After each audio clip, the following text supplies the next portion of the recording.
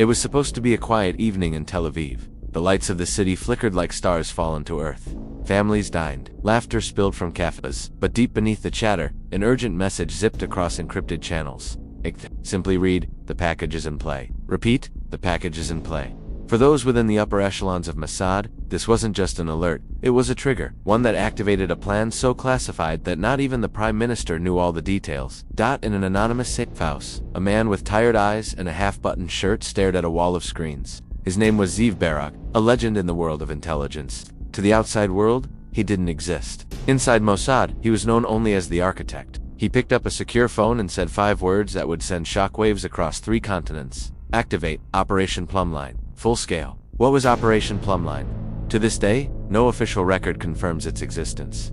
But fragments have surface whispers from former agents, leaked cables, intercepted and quickly buried. A single flash drive that vanished from a journalist's apartment in Berlin, and one name repeated again and again, in trembling voices: Nasser al-Hatib, a financier, strategist, and recruiter for a web of extremist cells stretching from Syria to Somalia. No photo existed, no fingerprints, just rumors. He moved from Tehran to Damascus to Khartoum, always 2 steps ahead. Every Mossad mission to locate him had ended in failure or death, until one source came forward. Not an informant, not a double agent, but his own brother. Amir al-Khatib was a quiet professor of linguistics in Istanbul. He claimed to have been estranged from his brother for 2 decades, until a coded message arrived. Hidden inside a Quranic verse emailed from a throwaway account. "I need to disappear," the message said. "You'll know how." Mossad interrogated Amir for 16 hours straight. They used psychological profiling, facial analysis, even micro-expression mapping. But what convinced them was the look in his eyes, fear that couldn't be faked. He wasn't just trying to help, he was running from something. Something that made even him afraid of his own blood. Operation Plumline wasn't an ordinary assassination plot. It was designed for one mission only: to extract a man alive from the center of an untraceable terror network, and to do it without a single trace. No news, no bodies, no claims of responsibility. If successful, no one outside the operation would ever know it had happened, and that's exactly why no one talks about it.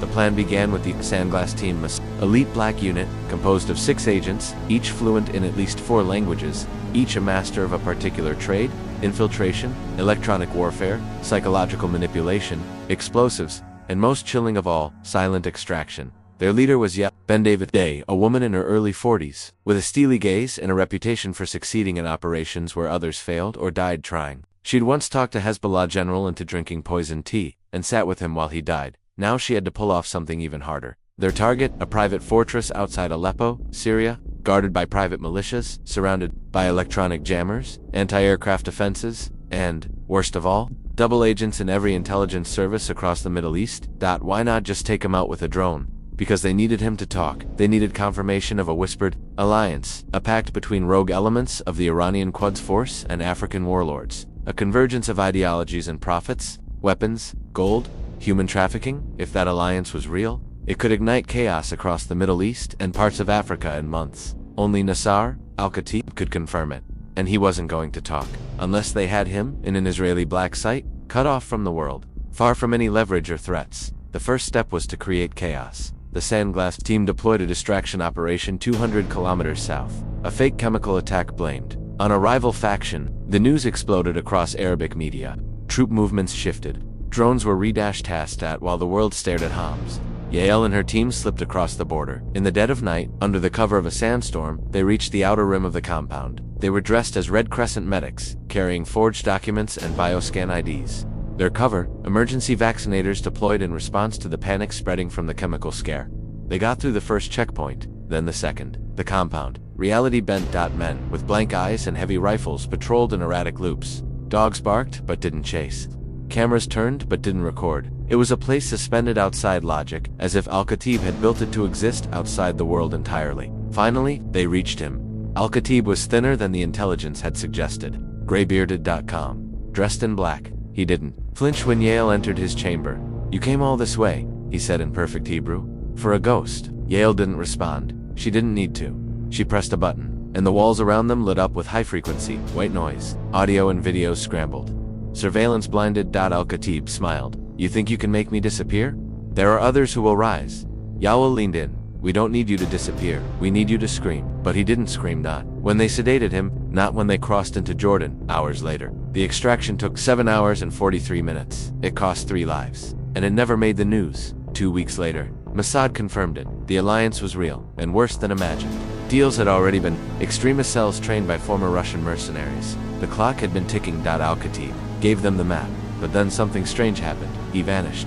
Not from the compound, from Israeli custody. Officially, no one knows where he went. Unofficially, some believe he was handed over to the CIA, others say he was traded to Iran, in exchange for an unidentified Israeli double agent, and a few, those with access to recruit.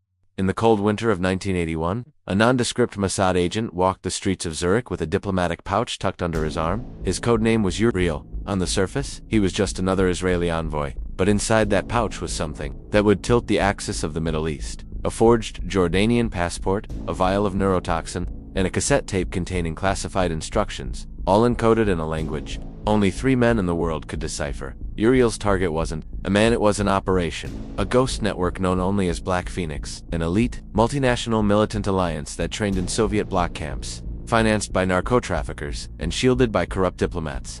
The group had one mission: to hit Israeli assets worldwide, and they had already succeeded bombing the embassy in Buenos Aires, assassinating diplomats in Nairobi, and nearly downing an El Al flight over Greece. The Mossad, humiliated, outmaneuvered, and desperate to prevent more bloodshed, decided to activate a protocol that hadn't been used since the Munich massacre, a protocol so extreme it was stored off record, even from Israel's prime ministers. Operation Leviathan. This was not an extraction.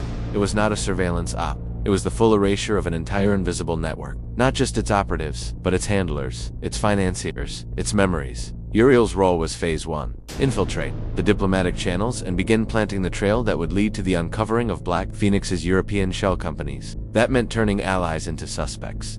He used forged evidence, fake leaks, and disinformation campaigns so convincing that even NATO officials began interrogating their own staff. One Dutch analyst was falsely accused of espionage. He hanged himself. Uriel felt nothing, because Uriel, like the rest of the Leviathan team, had undergone a psychological process called Shadrach, a Mossad conditioning system designed to suppress empathy and moral hesitation during covert operations. They weren't just trained killers. They were reprogrammed instruments. And Uriel had been the prototype. As the team quietly moved through cities like Geneva, Vienna, and Madrid, more pieces began to fall into place. Safe houses were compromised. Unexplained explosions in warehouses. Disappearances of people no one reported missing because they didn't officially exist. Yet Black Phoenix didn't flinch. In fact, they struck back hard. A Mossad operative in Cyprus, codenamed Tamar, was ambushed in her apartment. She managed to kill 2 of the 3 attackers, but bled out before help arrived. Her final act was leaving a single word written in blood on her bathroom mirror. Ikrit. Uriel saw the photo.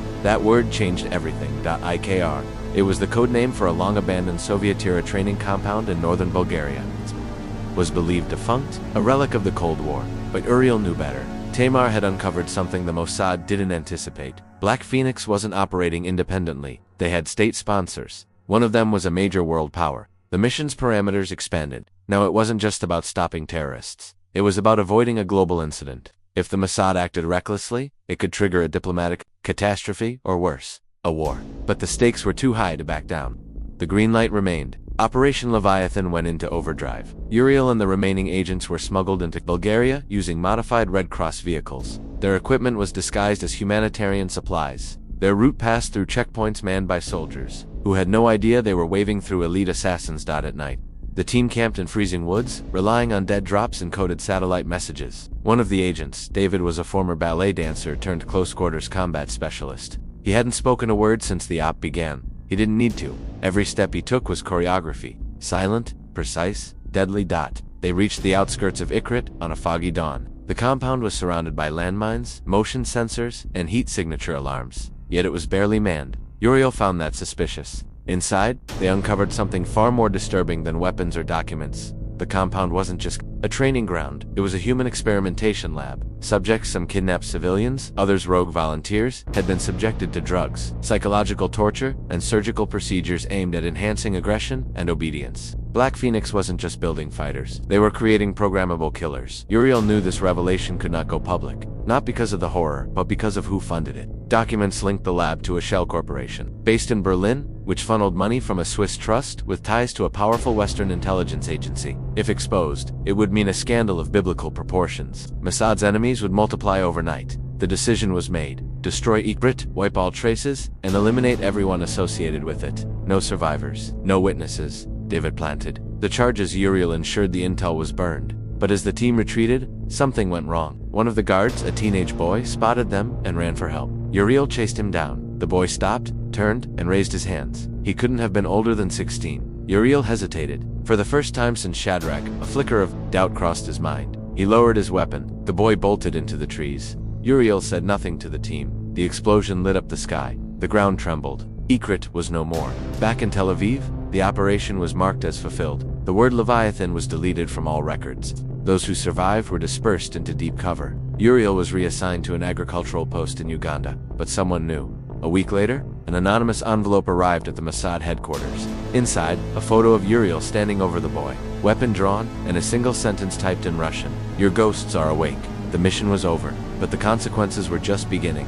In the archives of Mossad, certain names trigger immediate reactions, sometimes of admiration, sometimes of fear. One such name was whispered in the corridors of the agency during the summer of 1992. Not a target, not an agent, but a ghost. A man whose past had been scrubbed from every known record. To even speak of him required permission. The code name Elan Da. No birth certificate, no official military record, no university transcripts, no photos, and yet Elan had been a part of some of the most successful and brutal covert operations in Mossad's history. But he was also something else, a liability. Someone who had seen too much, done too much, and was now off the leash. It started when a list surfaced in a dead drop in Brussels. The list was handwritten, in ink that revealed it was less than a month old. Names, locations, call signs, and at the top, Elan, written in Hebrew, but slightly smudged, like whoever wrote it had second thoughts. The question inside Mossad wasn't just who leaked the list. The question was, why was Alon's name there at all, if he was supposed to be gone?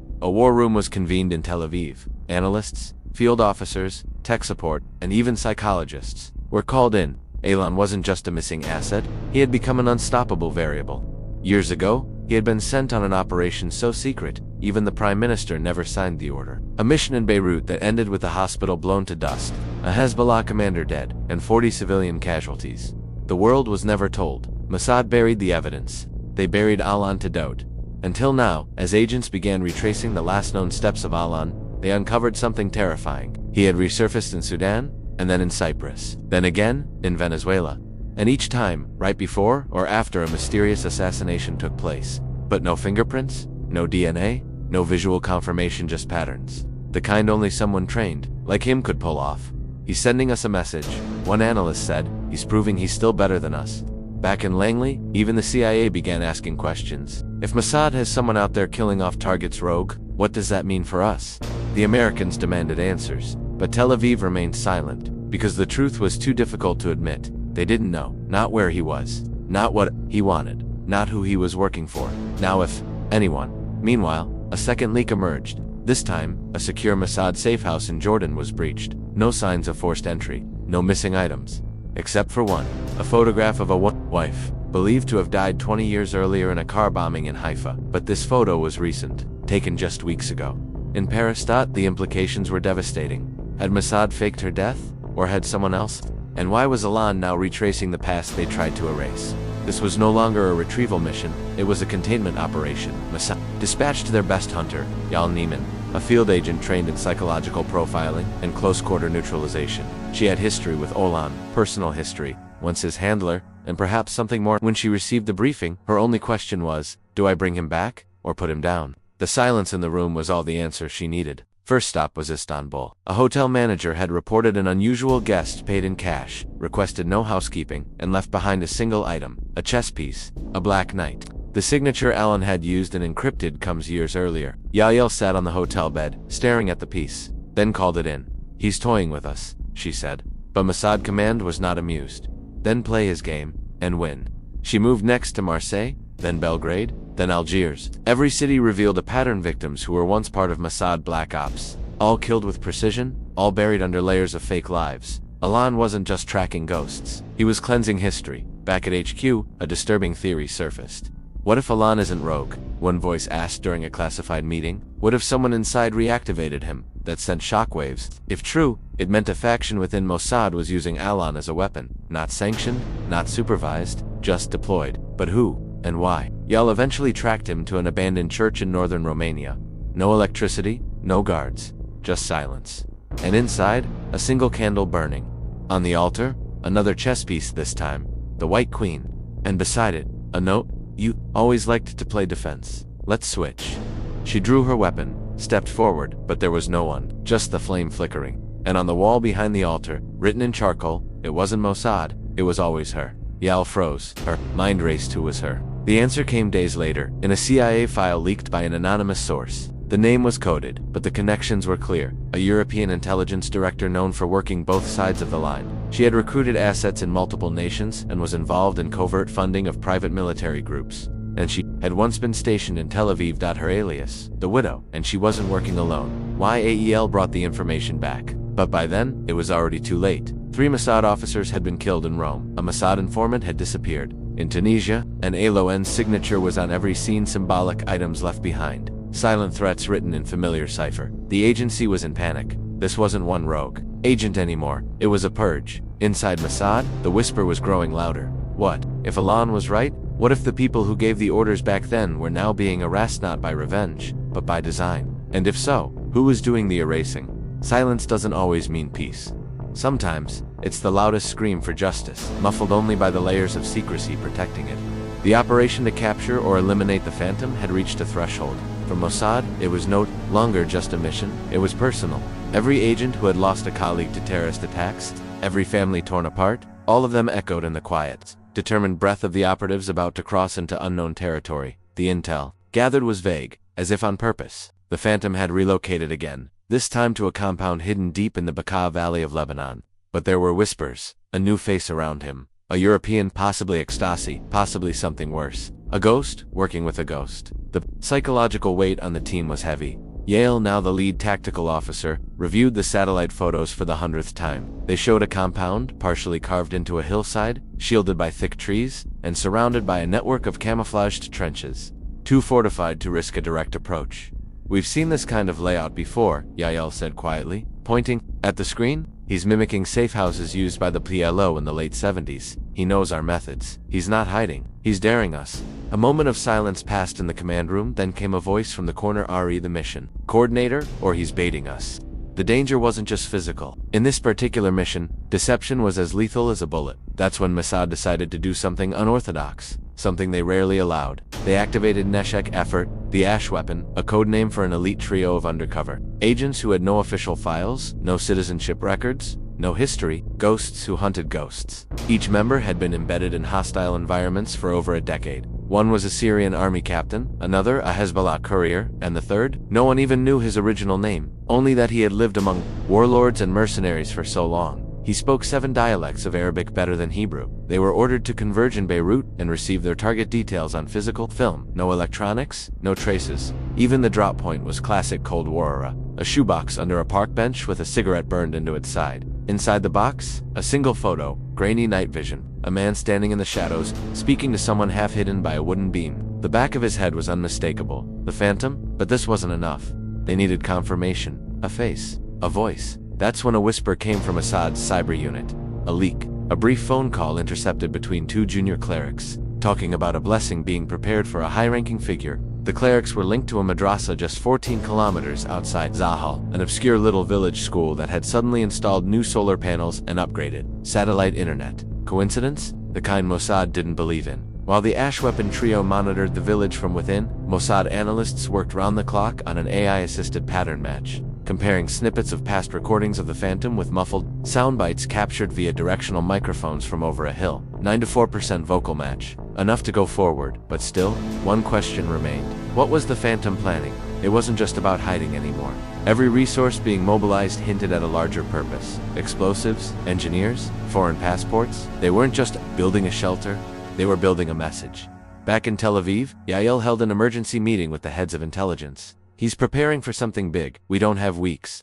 We might not even have days." The director of Mossad simply nodded. "Then you'll act tonight." They dubbed it Operation Naval Mist. Not because of the early morning fog that would conceal their approach, but because, like mist, they had to move unseen, touch everything, and leave no trace. The team was split into 3 units: Vapor, Infiltration, and Neutralization. Echo, full exfiltration, and clean up the ash weapon trio would lead Vapor, having already blended into the local population. Dagger would be led by Yael herself, operating under deep cover, flown in via an unmarked transport with Syrian clearance forged by Mossad's Deep Forgery Division. The night of the operation began with silence.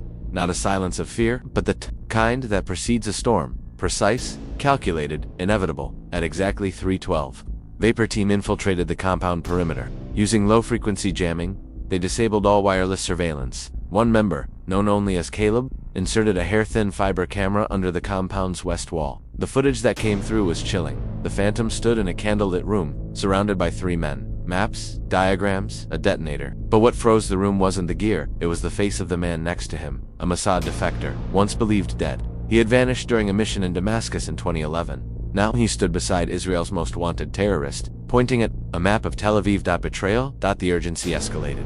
Dagger team was cleared for strike. Yael gave the order, her voice steady despite the fire in her chest. At 3:34, 2 charges detonated in silent synchrony, breaching the west and north walls.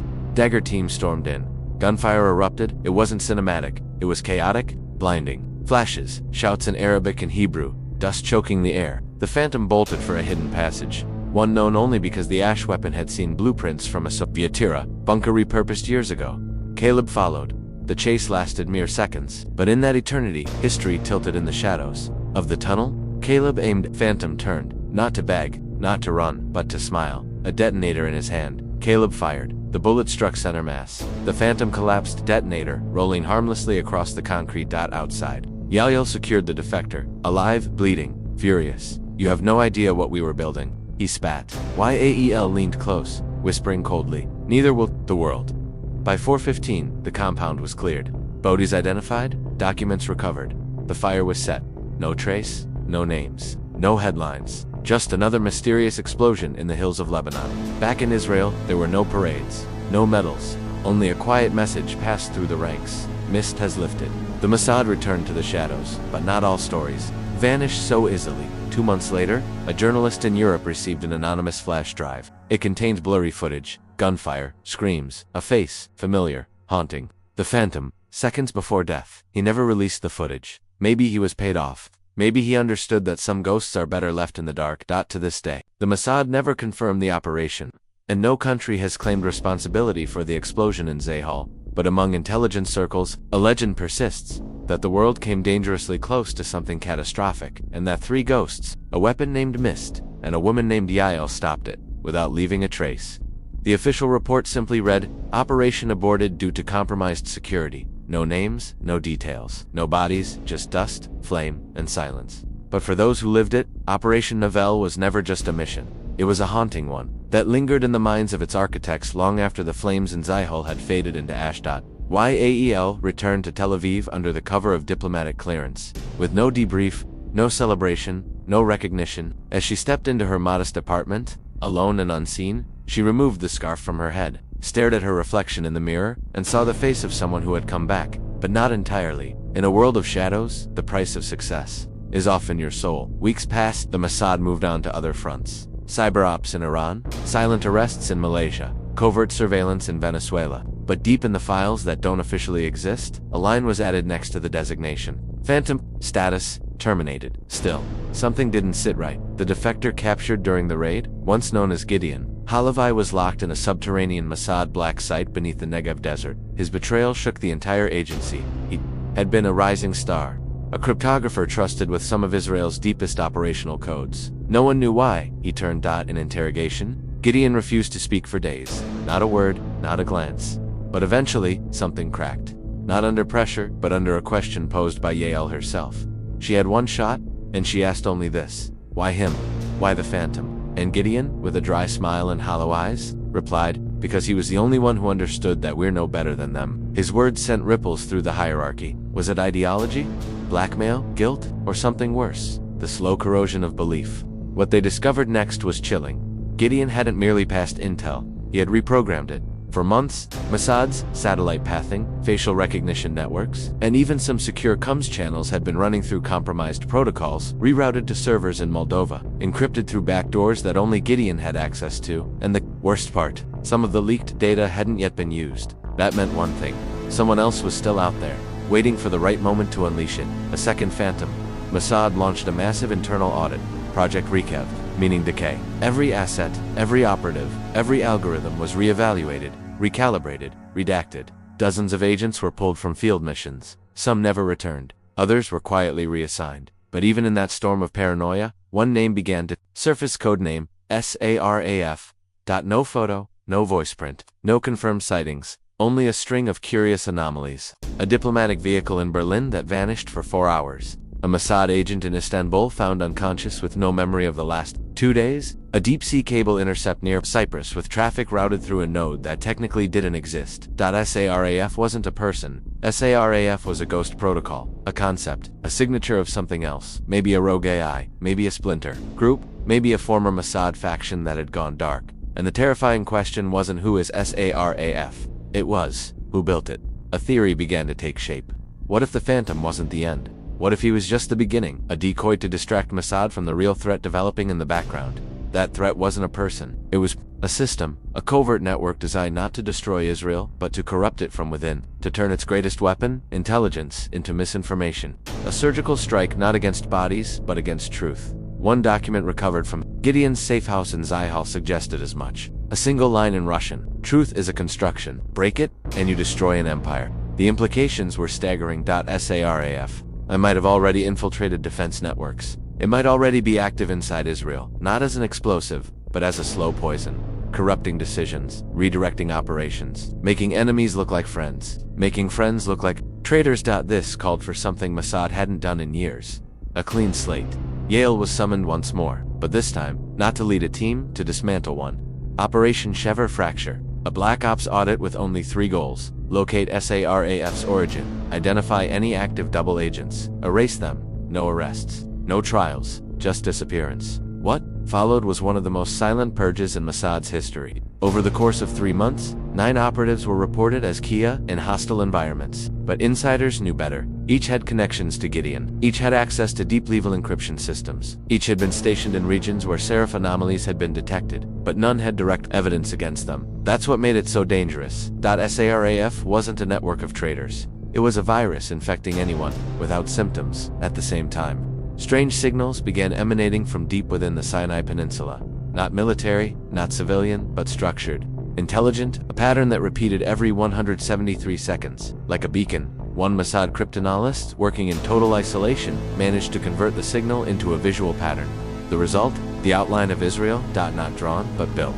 The pattern mimicked the geography of the country, mountain by mountain, valley by valley, and at its center, a blinking dot. Jerusalem? Dot. A countdown.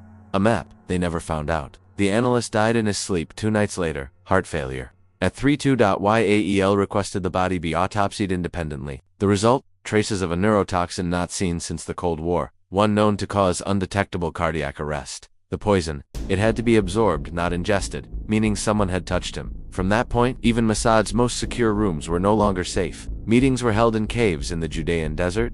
Communications went offline. Instructions were handwritten and hand-delivered. But Seraph didn't stop. One by one, the lights went out. Contacts in Jordan, allies in Paris, a warehouse in Haiti, burned to the ground, until finally, everything went quiet. Not a peaceful quiet, a hunted quiet. Then one final message appeared in Yale's private COMMS. No sender, no encryption, just plain text. You were never hunting the Phantom, he was hunting time, and he bought us enough. The file deleted itself in under 6 seconds. The mission was over. Or maybe it never ended. Today, Yale works as a security consultant, officially. Unofficially, she moves every 6 weeks. Changes phones every 3. Sleeps with a firearm under her pillow. The Mossad never speaks of Operation Neville, or Shever, or SARAF, but sometimes in the dark corridors of Tel Aviv, when analysts speak, in hushed tones and generals glance over their shoulders, one question remains. Did we win? Or did we just delay the inevitable? And perhaps that's why no one talks about it, because the most dangerous mission the Mossad ever undertook wasn't the one that killed the Phantom. It was the one that failed to stop what came after.